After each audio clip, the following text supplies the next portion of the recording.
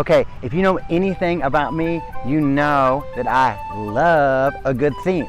And St. Paddy's falls right into that. So check out this. This is all the shamrock goodness.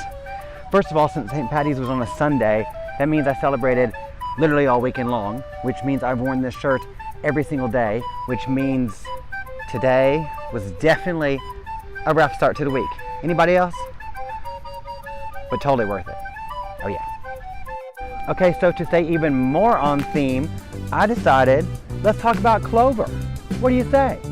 Also, so of course I come to this park to film it thinking there would be tons of clover and I could just like lay around and frolic in it. But they just mowed like 40 minutes ago. As I was pulling up, the guy literally rides by on the mower. So I'm like, well, there goes that, but we're here. So clover is a funny thing. It's one of those nuisance weeds that people find oftentimes in their lawn. As a matter of fact, I remember growing up with clover all in our lawn, and we would go around and step on the bees, which is totally smart, right? So I got to thinking about it. If you can't get rid of your clover, you might as well embrace the clover, right? It is a pretty lush ground cover and it's green.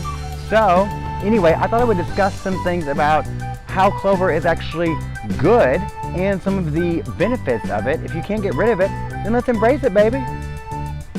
I guess so. Did you know that clover actually, what is going on behind me? Clover actually helps to improve soil quality.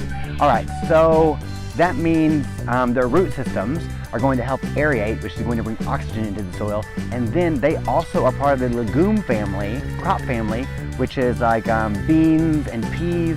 And those crops are known for providing nitrogen-rich soil. And whenever the soil is rich in nitrogen, that means it's going to be rich for other things around it to grow much fuller. So clover actually helps everybody, helps out its neighbors.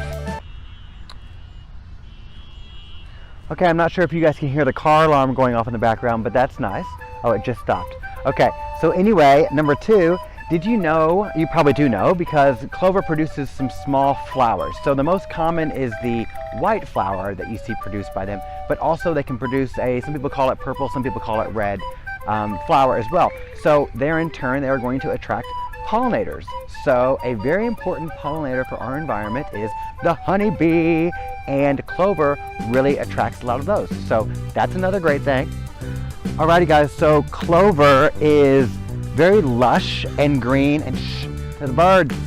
So clover is very lush and green and cool. So that's a really good thing about it. It also helps to kind of fill in some bare spots in your lawn, as well as, did you know that it is resistant to the yellow patch, which is caused whenever dogs relieve themselves on turf. So if your pup needs to go potty, clover is the perfect place to do it because it's resistant to the yellow patch situation that happens sometimes after the dogs go to the bathroom. Also, clover is a really good treat snack for rabbits and deer. So if you've got your veggies or a flower garden or a hosta garden around, which deer and rabbits love to eat, then if you plant some clover maybe as a boundary around it, that might help deter the deer and the rabbits and make them eat the clover instead. Okay, so also I love to eat, and I was very surprised to find out that clover is edible. So you can actually take the blooms and steep them, and they're perfect for like a flavoring to put into a tea. And you can also use the blooms to spice up your next salad or maybe like your next stir fry. So that's pretty cool. Also, they are medicinal. They have anti-inflammatory properties and also a lot of antioxidants. So who knew? Alrighty guys, so just to wrap it up a little bit, I mean, clover sounds pretty fun to me. I totally get if you're wanting to just have your grass in the lawn, but like I said before, if you can't get rid of the clover, then embrace the clover. You know, it is pretty fun. Like I said, I have fond memories of this as a kid, running around and kind of playing in the clover in our grass and picking the flowers and handing them to my mom.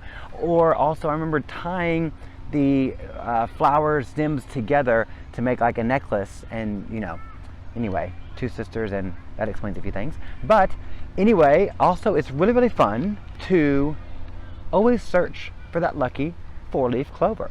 So your clover can also be a game. Anyway, thanks for watching and best of luck to you. Bye.